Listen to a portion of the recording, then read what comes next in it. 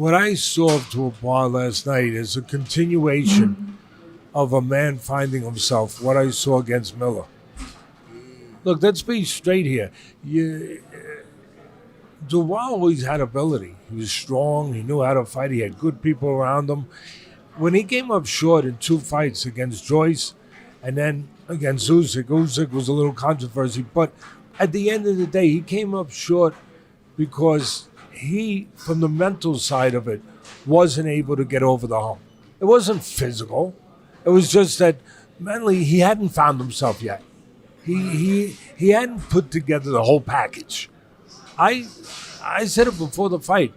He reminds me in the best way of a Buster Douglas, who I have nothing but admiration for. Buster Douglas was always a good heavyweight. Oh, my goodness. He was big. He was strong. He could fight inside. He could fight outside. He could counterpunch.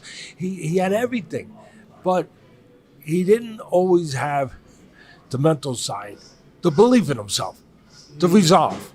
And against Tony Tucker, different guy, he would come up short. Not because of talent. And then one night against some guy named Mike Tyson. Oh, Mike Tyson. Yeah.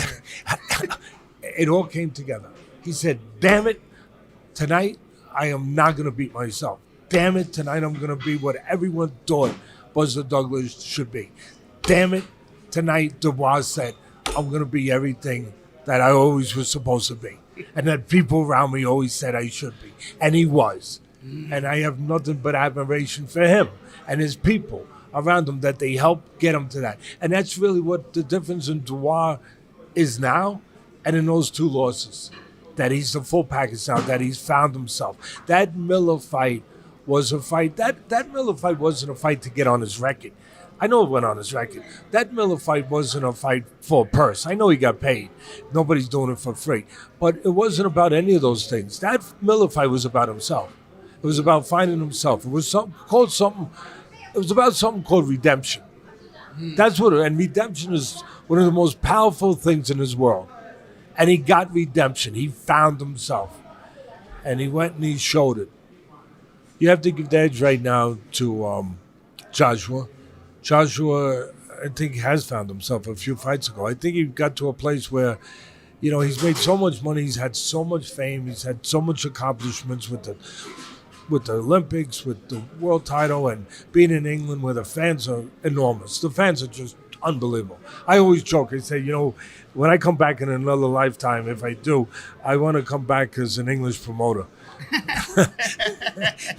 because I'm going to be very rich. Because of you. Because of the fans. Because you guys are the best. You come out for your fighters. I'm going to come back as your star fighter. We're going to make it kill. And so it's just Joshua. I think a few fights ago, he found himself in a way where, with everything that he had done, where it suddenly it wasn't fun for him anymore. It was I think he was under certain pressures, personal pressures, and feeling that he had lost to Usyk twice, and finally I think it got to where he said, you know what? I'm going to do this for me now. And not for the masses of people that obviously adore him and give him adulation in England. And with that comes pressure and expectation of different things. I think that he really did. He got to a place where he said, the only expectation I'm going to live up to is mine. For me and the people around me. And he became happier. He became more content. He became better. And you saw it. You saw it in his performance. And then Ben Davison was part of that, too, helping him find that, helping him find himself in those kind of ways. And he is he's at a real good place right now. So you'd have to favor him. You'd have to, at least from where I'm coming from the lens I look at, you'd have to favor him going into this fight. And there's one thing that Dubois will have to get better at continually, defense. He will, his resolve, his heart, his mentality, his perseverance, his endurance, his conditioning, all of it got him through those first 3-4 rounds, with Hrgovic. But he got hit a lot of clean right hands. You're not going to want to get hit with those against Joshua. You know, ironically, some 5-6 years ago, the biggest fight that could be made in boxing was Joshua Wilder. We all were begging for it. We were all expecting it's going to happen. And now it appears that it may never happen. Based on the performance we saw from Wilder last night and his statement before the fight. Yeah. Is it time? Is that performance evidence that it's over? Listen, that's for him. That's for him and his family to decide, not for me or you.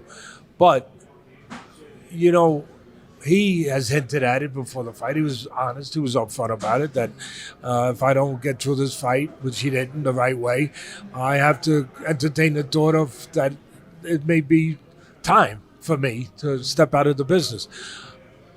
Everyone, you know, I just shake my head sometimes when people say, "Oh, is it is it time, Teddy? It's so sad." It could. Everyone's time comes in anything you do. You know, I was telling somebody yesterday that I have a very good friend. He was the top hand surgeon in New York. He just retired. He really loved being a hand surgeon, but he's at an age, he's at a time in his life where it became time to retire, as much as he loved it.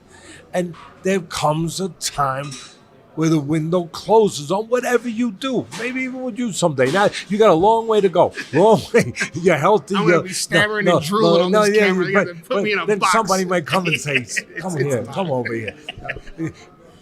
Sooner or later, for anything, there comes a time that's part of life. But here's the part that I got into not into a thing, but I said to somebody yesterday, I said, sad? The man has made millions of dollars. Al Heyman's done a good job with him. He's made money. He's been in the Olympics. He won a bronze medal. He's been a champion of the world. He's been all over the world. He was honest about it. He said, boxing's been good to me. It's afforded me so many things. He's got 7 children. He said that he loved very much. It's given him an opportunity to take care of that family. And he's earned the right now to go off into the sunset, if that's what he wants to do. And he's earned the right to take the things that he's accomplished and use them in the way he wants to for his family and enjoy them. And the thing that I was touching on about saying to the guy yesterday is, rather than say it's sad, we should say what would be sad to me is when you've been in this business, a hurting business, a business that is every time you get in the ring, a fighter leaves a piece of himself potentially in that ring. That's the truth. It's a hard truth, but it's the truth. This is an unforgiving business. It's a great business, but it's an unforgiving business. So when you get in that chamber of truth and you come out of a little bit less of yourself, you know what? You hope that there's a worth to it for yourself and your family. There's been a worth to it for Deontay Wilder. What would be sad is if he went through all that and he didn't have those things to take care of his family. I've seen fighters that have gone through that, and they don't. At the end of the day, they don't have the things that they work to have. They don't have the things that they took the risk to get, to take care of. They don't have that. That's sad.